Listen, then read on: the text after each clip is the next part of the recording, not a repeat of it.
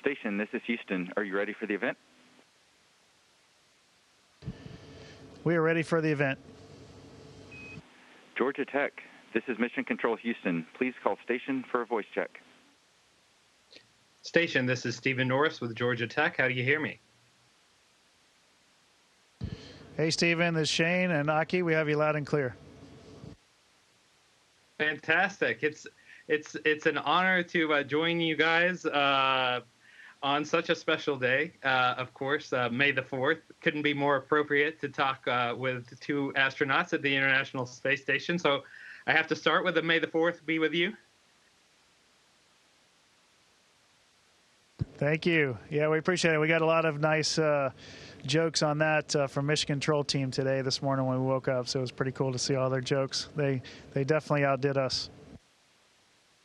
You know what's so exciting to be able to talk with you both today is just taking in consideration the energy around space exploration right now, and at the same time, you guys are up at the International Space Station. We've got the Perseverance rover that has launched a helicopter to explore Mars. I'm guessing it's an exciting time to be up in space, and I'm wondering what keeps you excited about these missions.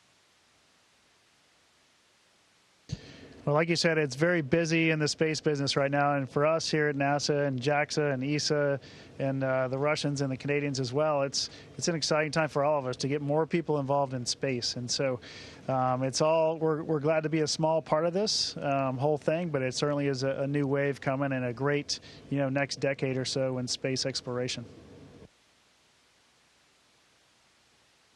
You've both served as commander of the space station, Shane previously and Aki now. So for those of us that don't know, what does that role entail, and what's the toughest part of being commander of ISS?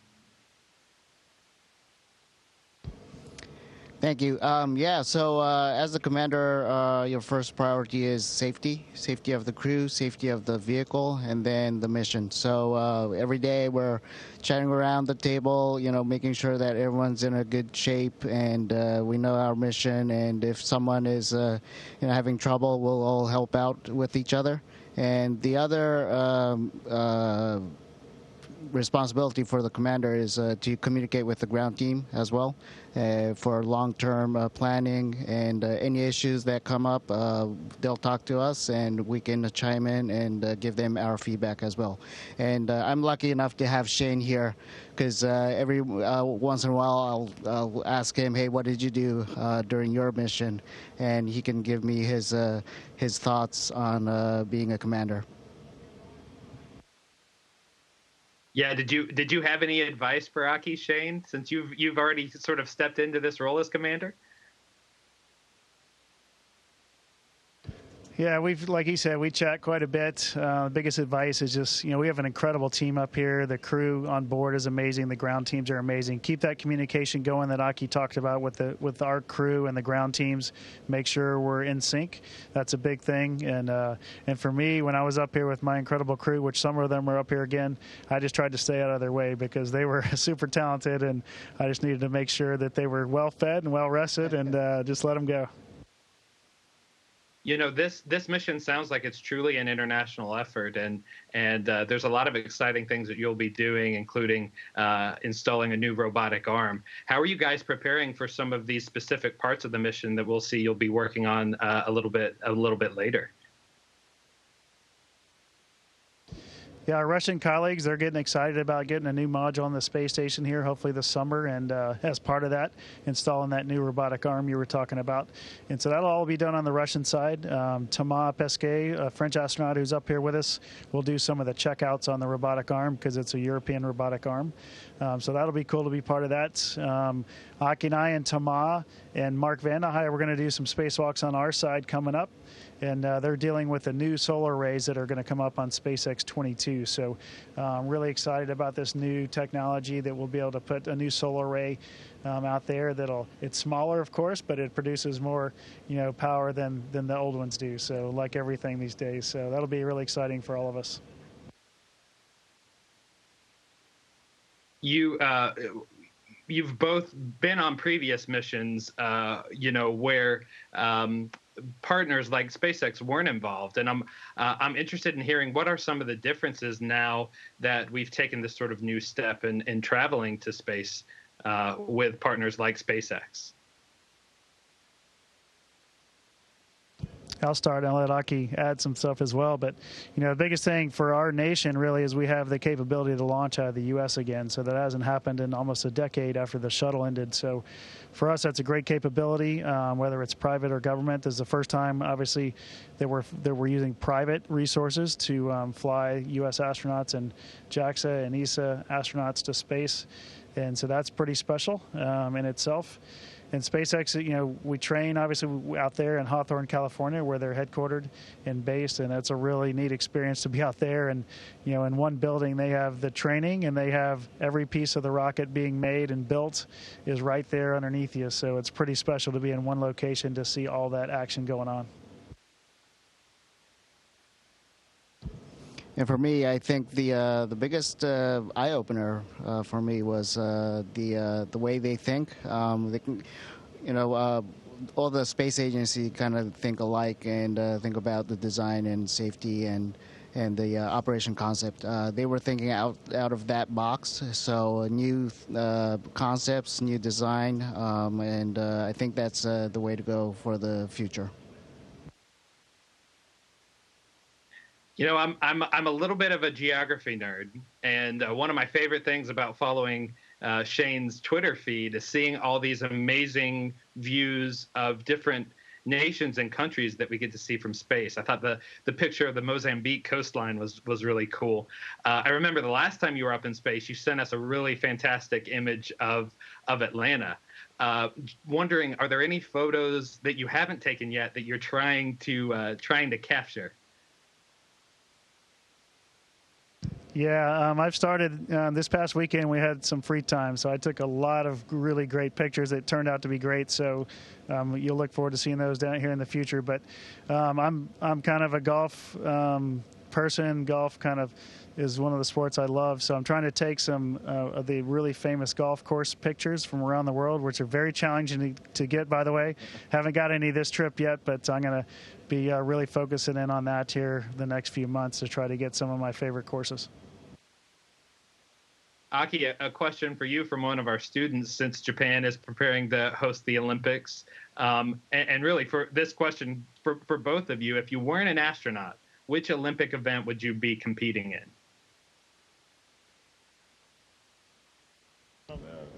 I think Shane just answered his special sport. For me, I guess I was in the swimming team when I was in junior high school, so I'm probably on the swim team. But I also played rugby football in college, so maybe those two sports.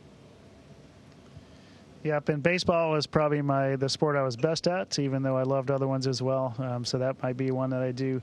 And now that golf's an Olympic sport, I certainly would. I don't have the talent to do that, but I would love to do that. I see the white and cold behind you, Shane, and it's commencement week here at Georgia Tech, and I would be remiss if I did not ask for a special message from the International Space Station for all of our Yellow Jackets graduating this week. Yeah, special congratulations to them from the International Space Station. It's quite a feat. They're just really starting their lives. Believe it or not, it's been a tough road at Georgia Tech, as most engineering schools are. Tech is no different. And I just wish them all the best. I hope they're really going to go apply themselves, everything they've learned at Georgia Tech, and go be a positive influence for society. No matter if they're from the U.S. or another country, they can all go be a positive influence on their communities. So, again, congratulations from the space station, and we wish you all well. For Aki and Shane, thank you so much for taking the time today. It's an honor to be able to talk to you from space. I'm amazed that we're doing this over Skype. Best of luck to you, and we can't wait to connect with you when you get back home. Awesome. Looking forward to visiting Tech again once I get back home. Take care. Station, this is Houston ACR. That concludes the Georgia Tech portion of the event. Please stand by for a voice check from WXIA-TV.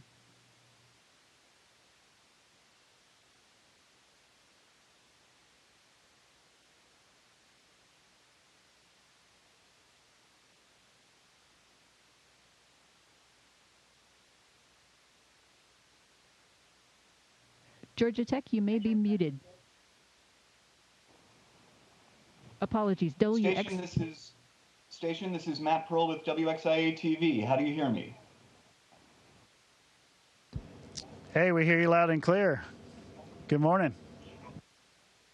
Good morning, Shane, Aki. Thank you so much for taking the time. I already see you came equipped with the Georgia Tech flag behind you, Shane. How does it feel to represent Tech and Metro Atlanta while you're up in space?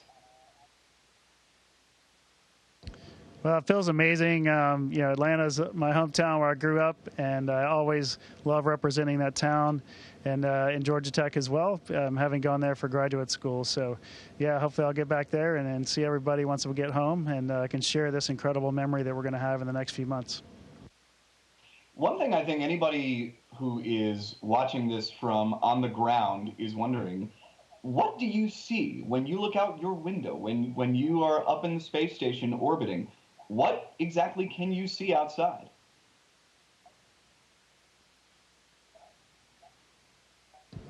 So we have a big window facing the Earth, and as well as a lot of good quality window for Earth observation. Shane's taking a lot of pictures whenever he has a chance, and especially over the United States. And you see a lot of different features: the mountains, the oceans, the snow, the forest, the city lights, and it's just gorgeous. Everything is gorgeous out the window. Shane, I was going to ask you similarly, what is it when you look out that window that captivates you, that makes you feel just thankful to be where you are right now?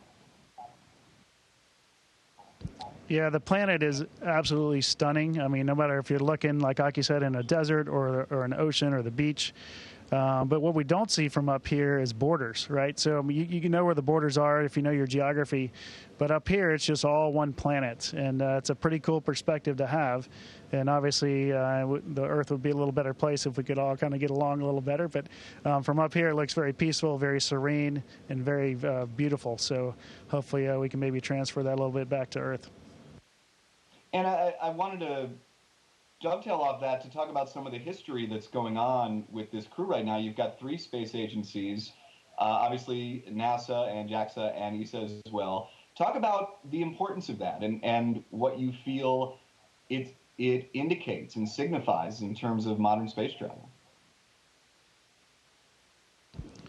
Well, yeah, we're very lucky to have a truly international crew up here with 7 people on board, and we have 4 different nations represented, so pretty awesome. And to me, it just represents, it's a great model for all of society, is that when you work together with a lot of different countries, a lot of different types of people, you can accomplish really amazing things. And the science and research and just maintenance and everything we're doing to maintain this space station, whether it's the astronauts up here or all the control centers around the world that are also supporting us. The cooperation between all those entities is really incredible. And obviously, we're doing amazing things because of it. So none of us could do it alone. None of our nations could do it alone. And so we really rely on all these international partners to make this whole thing happen. You mentioned this during your interview with Georgia Tech, but obviously this is also different due to SpaceX's involvement. And Shane, I've heard you say before that, it won't be long before it's not just astronauts who are going up, and that we'll see private citizens at some point soon taking these kinds of trips. I'm curious for both of you how you view your role in that and how you view that new direction in space travel. Yeah, I'll start with that one. So we've, going through this training process over the last year or so, we were really the first crew to go through what we call a standard training flow, about a year long. And as we're going through the training, we're making a lot of comments, and SpaceX was really responding, to changes that we asked for, just based on our experience. Knowing that we have future NASA astronauts and other astronauts from different agencies following in our footsteps. So for one, we were helping them, but we also knew that the SpaceX is going to fly private citizens here as soon as this fall. So as they make procedures and everything, we want to make things very clear for the professional astronauts as well as the non-professional astronauts, so that this vehicle can be as safe as it can possibly be. And just to add on that, what Shane just mentioned, so, with the commercial entities coming up to low Earth orbit, the government level astronauts can and space agencies can focus on beyond that, Moon and then to Mars. So I think it's a good mix there. We can work on our own goals. Shane, I know your first trip to space was in 2008. I know how life has changed down on Earth in the last 13 years. I'm curious as to what is the most impactful change in how you live your life when you're up at the space station. Well, my first mission was a short duration mission, only a couple of weeks long. And so my last two, my previous one and this one obviously is going to be long duration. So there's a lot of differences in those two types of missions. So one of the things that we brought up in 2008 was this water recycling machine, I'll call it that. And so on my long duration mission in the past and this one, we are taking full advantage of that. That's how we get our water every day. We don't fly water up to the space station for us to drink or eat, but we have this reclamation system that's really incredible that allows us to use every bit of liquid on board, I'll put it that way, to make our water and our food for the next day.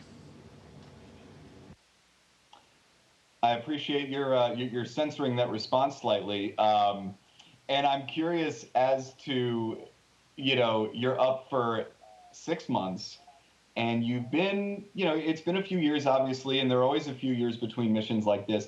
I'm curious how you have to adjust just in terms of the pace and the activity and the isolation. How does that make your days different, and how do you mentally prepare? And this is for both of you. How do you mentally prepare for that change and that total adjustment of lifestyle?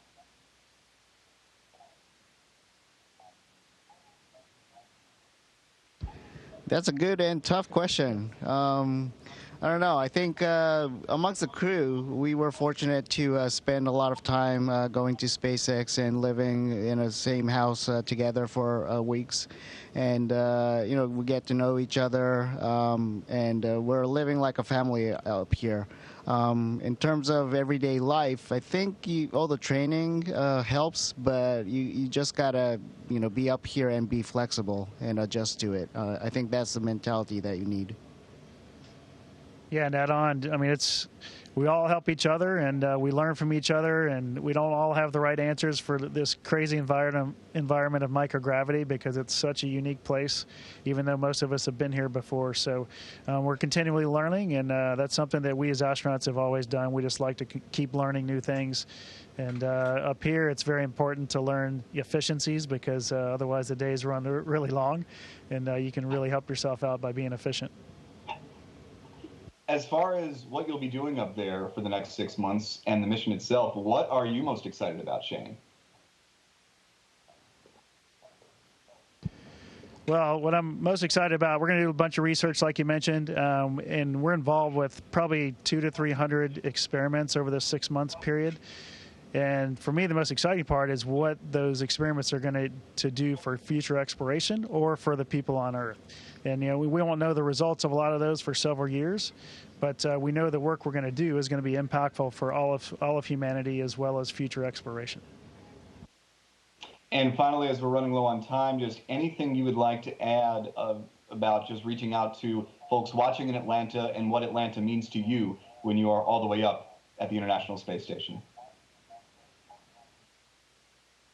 Well, Atlanta's home. Every time we go back there, it just feels right. That's the best way I can put it. So hopefully we'll get back there one day to maybe live. But in the meantime, we'll be happy to visit once we get back, and hopefully we can see a lot of the folks, friends and family that are there. So take care, Atlanta.